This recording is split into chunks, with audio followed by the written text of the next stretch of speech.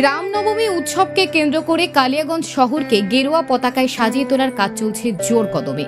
হাতে আর কদিন, তারপরেই আপামর দেশবাসী মেতে উঠবে রামনবমী উৎসবে। দিন দিন এই উৎসবের জনপ্রিয়তা বেড়েই চলছে।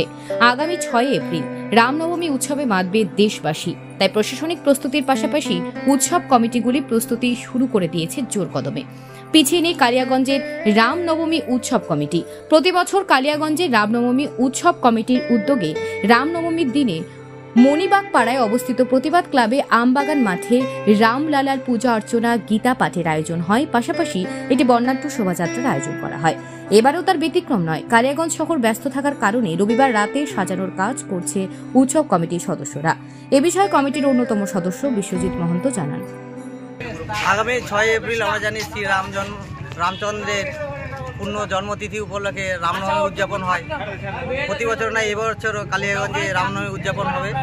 তার সাথে বর্ণাঢ্য শোভাযাত্রা কালিয়াগঞ্জের রাজপথ পরিক্রমা করে, তারই প্রস্তুতি চলছে।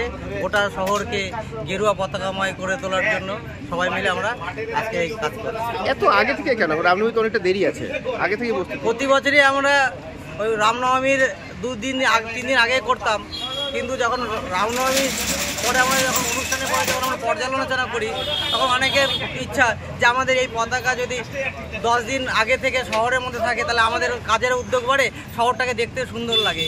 তাই শহরকে সুন্দর করে সাজিয়ে তোলার জন্য এই এত আগে উদ্যোগ নেওয়া। তাহলে এখন প্রচণ্ড ব্যস্ত আপনাদের? হ্যাঁ, এই রামের জন্য ব্যস্ত। সমস্ত কাজকর্ম সেরে রাত্রিবেলা আমরা এসেছি, এই ফাঁকা সময় একটু কাজ করছি।